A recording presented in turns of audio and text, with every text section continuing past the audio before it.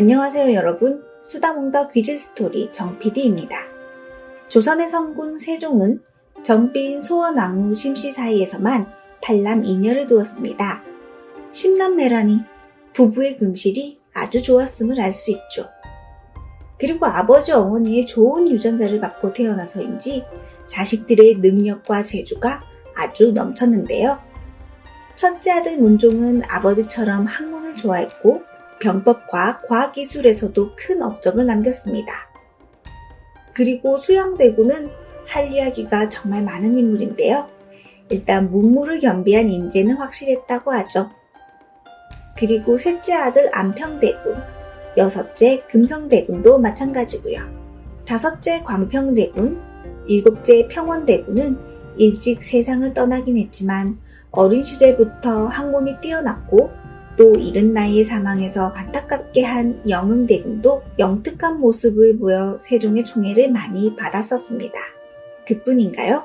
13살 나이에 요절한 맏딸 정서공주는 워낙 총명해서 왕실 어른들의 사랑을 받았다고 하고, 둘째 딸 정의공주는 한글 창제에 참여했다는 야사가 있을 만큼 총명하고 지혜로웠다고 합니다. 이렇게 세종과 소원왕후 심씨의 왕자, 공주들의 뛰어남을 이야기했는데요. 언급하지 않은 왕자가 한 명 있습니다. 바로 오늘 이야기해볼 인물, 넷째 아들 임영대군 이구입니다.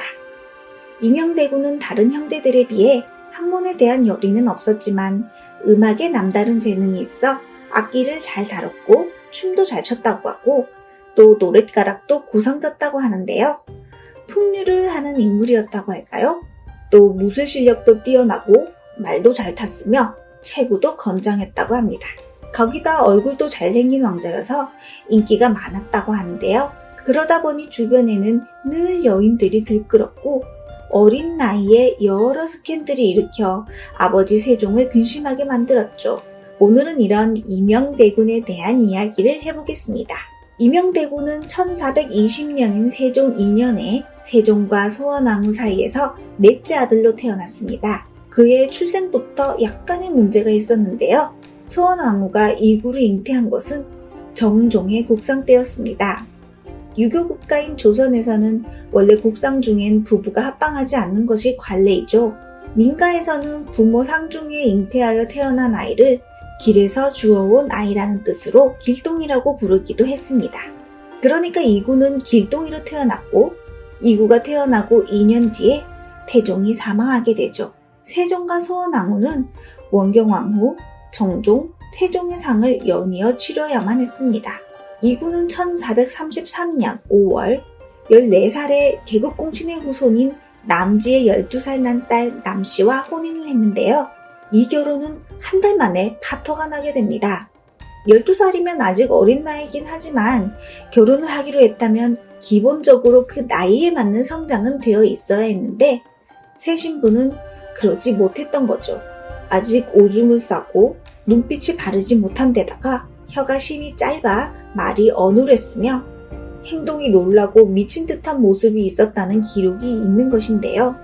의령 남씨 집안의 가문만 보고 남씨를 임영대군의 배필로 삼은 세종은 며느리 문제를 두고 고민에 빠지게 됩니다. 그리고 세종 15년 6월 14일 세종은 대신들을 불러 이 문제를 논의하는데요. 악한 병이 있으면 버리고 부모님에게 불순하면 버린다 라고 옛사람들이 말하였으나 동궁이 아내를 버렸는데 또 임영대군이 아내를 버리는 것은 대단히 부끄러운 일이다. 중궁이 말하기를 어진 아내를 얻어 살면 되지 하필 버릴 것이냐라고 하니 이 말이 또한 그럴듯한데 어떻게 해야 할런지 하며 고민을 말합니다. 세자로 있던 문종의 세자빈 휘빈 김씨가 패출된 이후여서 임영대군의 처를 또 쫓아내려고 하니 고민이 되었던 것이죠. 임영대군의 어머니 소원왕후는 남씨를 그대로 두되 어진 며느리를 다시 맞이하면 어떠냐 하는 제안을 했는데 남씨가 있는 한 새로 들어오는 부인은 정실 부인이 아니라 첩이 될 수밖에 없는 상황이었던 것이죠. 이에 영의정 황희 등이 이렇게 이야기합니다. 부부는 일생을 같이 할 사람입니다. 그런데 이와 같이 몹쓸병이 있는 사람을 어찌 대군의 배필로 삼겠습니까? 그 아비 남지가 애초에 병을 고하지 않은 것은 죄가 작지 않으나 이제 와서 따져서 무엇을 하겠습니까? 그 조부 남경문이 미친 병이 있었고 남지의 장인 이문알의 친족에도 이 병이 있었으니 속히 내보내는 것이 옳을까 합니다. 새 신부 남씨의 친가, 외가에서 정신적으로 문제가 있는 사람이 있었던 것으로 보아 유전적으로 타고난 병인 듯 하니 남씨의 문제는 유전적인 문제가 분명하다. 그러니 임영대군을 이혼시키는 것이 좋겠다는 의견을 낸 것이죠. 이런 이유로 남진은 결혼한 지 한 달 만인 6월 14일 시아버지 세종에 의해 친정으로 쫓겨나게 됩니다. 종실에서는 그런 딸을 속인 채 대군의 부인으로 시집을 보낸 남지를 그냥 두어서는 안 된다고 목소리를 높였지만 세종은 조용히 이혼시키는 것으로 마무리를 짓습니다. 그리고 세종은 서둘러 임영대군을 다시 장가 보내려 준비를 하는데 이번엔 아주 꼼꼼히 간택을 합니다. 4개월에 걸쳐 명문가 여식 11명을 골라 그중 1명을 최종 낙점하였는데 할아버지가 종일품 의정부 우찬성 벼슬을 하던 최사강, 최승령은 이미 사망을 했기에 낙점 대상인 최씨는 할아버지 최사강 밑에서 자란 인물이었습니다. 사실 최사강 집안은 이미 왕실과 인연이 있었죠. 최사강의 딸이자 최씨의 고모가 세종의 이복 동생인 함영군의 부인이었습니다. 여튼 임영대군은 첫 혼인이 파토가 난 지 6개월 만에 최씨와 또 혼인을 하게 됩니다. 최씨는 제한 부부인이 되었고 두 사람은 5남 2녀를 두게 되는데요. 임영대군은 최씨와 어린 나이에 결혼했지만 밖으로 나돌며 기생집을 드나들었고 20살 무렵에는 첩을 들이기 시작했습니다. 19살이 된 임영대군은 악공의 딸인 기녀 금강매와 사랑에 빠져 세종에게 아바마마 사랑하는 여인이 생겼어요. 첩으로 드리고 싶습니다. 그래서 세종은 이렇게 이야기하죠. 그래 몰래 만날 수도 있었는데 솔직하게 말하는 것이 가상하구나 하며 이를 허락합니다. 그런데 이때 승지 허후가 대군의 축첩은 옳지 못하며 굳이 첩을 두려면 양가의 처녀를 택하는 것이 옳습니다. 하필이면 참기로 한단 말입니까? 라는 말을 했는데 세종은 이렇게 답하며 화를 냅니다. 그렇다면 종친들의 기첩을 다 쫓아내란 말이냐? 당시 많은 종친들이 기첩을 두고 있었기 때문이었죠. 허후가 다시 반대하는 말을 합니다. 대군들은 나이가 젊으시고 바야흐로 학문에 힘쓰실 시절이라 더욱이 불의와 향락을 가까이 하여 그 마음과 의지를 어지럽게 해서는 아니되옵니다. 그러자 세종은 또 이렇게 대답하죠. 내 여러 아들 중에서 임영대군은 본래 학문을 좋아하지 않으므로 내가 이를 허락한 것이다. 이미 허락해놓고 다시 이를 내쫓도록 하면 내 차마 못하겠다 하며 아들의 손을 들어줍니다. 이미 학문과는 담쌓은 아이니까 그런 쪽으로는 기대도 안 한다는 것이고 마음에 드는 여인이 있어 같이 살고 싶다는데 어쩌겠냐는 것이었죠. 세종은 임영대군에 대한 안쓰러운 마음이 있었던 듯 싶은데요. 혼란한 시기에 태어나 보살핌을 많이 받지 못한 데다 첫 혼사는 실패했고 혼인을 하고 1년 후에 몇 달간 몸이 아파 세종이 애를 태우기도 했습니다. 이때 세종은 자주 아들의 집에 머물며 임영대군을 보살폈습니다. 자식 사랑이 남달랐던 세종. 임영대군의 이 정도 일탈은 눈 감아주고 싶었던 것이 아닐까요? 그런데 사랑은 움직이는 것이라고 했던가요? 아버지를 졸라 악공 기첩을 얻은 임영대군은 금세 또 다른 여인에게 마음이 움직입니다. 세상에 예쁜 여인은 어찌 그리 많은 것인지 내자시의 여종 막비가 궁궐 시녀로 들어왔는데 어여쁜 그녀에게 마음을 빼앗겨 그녀와 사통을 했고 중궁 시녀 금질지를 보고 또 한눈에 반해서 또 사통을 하게 됩니다. 이들 외에도 이름이 기록되지 않은 여러 여인들과 사통을 했고 이번엔 내자시의 계집종 가야지가 상의원의 침선비가 되었는데 또 외모가 어여뻤던지 그녀에게 마음을 빼앗기게 됩니다. 야사에 따르면 임영대군이 어느 날 밤 궁중뜰을 거닐고 있었다고 합니다. 그때 멀리 우물 쪽에서 소리가 들려 그 소리에 이끌려 발길을 옮기고 보니 한 여인이 우물가에서 속이 비치는 무의복을 입고 나폴나폴 춤을 추고 있는 겁니다. 그녀가 바로 여종 가야지였습니다. 가야지의 모습에 또 한눈에 반한 임영대군. 두 사람은 많은 사람들의 눈을 피해 1년간 만나게 되는데 꼬리가 길면 잡히는 법. 두 사람이 만나는 모습이 목격되고 결국 들통나게 됩니다. 이때 이미 가야지는 임영대군의 아이를 임신하고 있었다고 합니다. 궁에 있는 여인들을 유혹하고 사통한 것은 감싸줄 수 없는 큰 죄.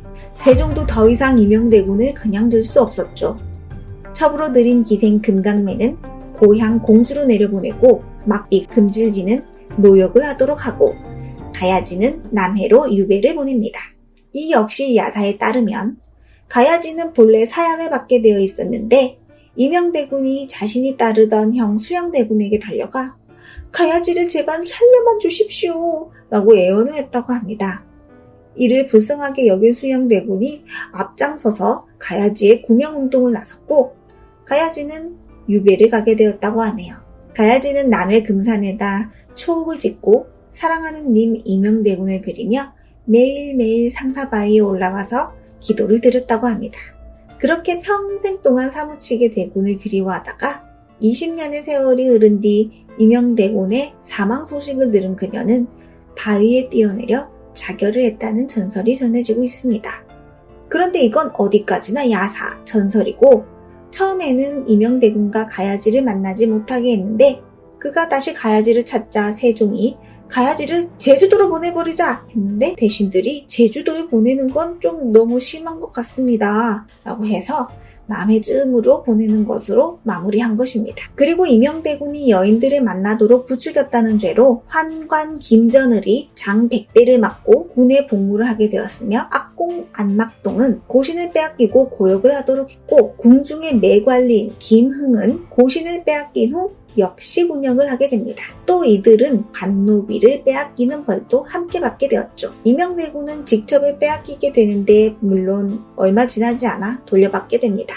세종은 임영대군 이구를 먼 지방에 안치하고 이구의 측근들을 극형에 처하려고 했지만 황희와 허조가 세종은 말렸기 때문에 이 정도 선에서 마무리하게 된 것이죠.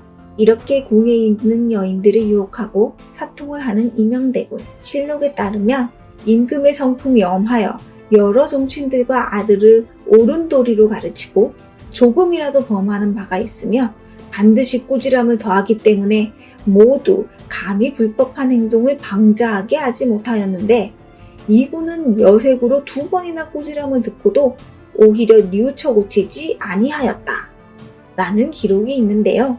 그런 임영대군이 또 사고를 칩니다. 세종 23년 8월 임영대군 이구와 세종과 영빈 강씨 사이에서 태어난 화이군 이영이 종을 시켜 골밖에 여인 2명을 남자의 옷을 입히고 도롱이를 두르게 한 후에 변장시켜서 몰래 공안으로 들이려다가 광화문 문지기에게 발각되고 만 것이죠.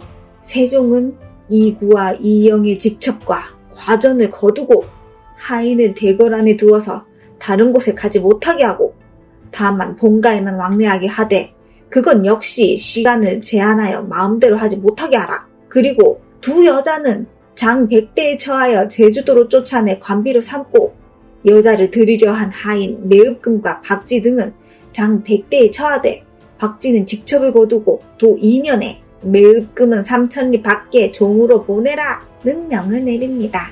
임영대군은 재산과 직첩을 빼앗기고 3년 가까이 대궐 안에 연금되는 생활을 해야 했는데요. 이후 세종 시기의 실록에 임영대군의 여인 문제는 더 이상 기록이 없습니다. 세종의 눈을 피한 것인지 정신을 차린 것인지는 모르겠네요. 임영대군은 금성대군과 함께 화포 제작을 하는 일을 감독했는데 꽤 성과를 내었고 문종식이 화포와 신기전의 개량화에 힘을 보탠 것이 기록되어 있습니다. 임영대군은 혼인을 한 번 더 하게 됐는데요. 제한 부부인 최씨가 사망을 해서 사모를 하게 된 것입니다. 세 번째 혼인으로 부인이 된 안동 안씨와의 사이에서는 4남 5녀를 얻게 되죠. 그리고 계유정난이 일어나던 해 임영대군은 수양대군을 지지하게 됩니다. 형인 암형대군이나 동생 금성대군이 단종을 위해 충절을 하다가 죽임을 당했지만 임영대군은 수양대군을 지지한 덕에 왕실의 수정격이 되어 비교적 평온하게 살아가게 되죠. 임영대군은 1469년인 예종 1년 1월 21일 52세의 나이로 사망하게 됩니다. 그의 졸기에는 천성이 활달하고 물리에 정통하며 무예가 매우 두드러지게 뛰어났다는 평이 있습니다. 실제 무예가 정통한 것이 맞겠다 싶은 것이 그의 둘째 아들이 세조 때 최고의 무장이었던 구성군 이준이기 때문이죠. 오늘은 여인들과의 스캔들로 세종의 속을 썩인 이명대군에 대한 이야기 해보았습니다. 여러분, 좋아요, 구독, 알림 설정 잊지 마시고요. 지금까지 수다몽더 귀즈 스토리였습니다. 감사합니다.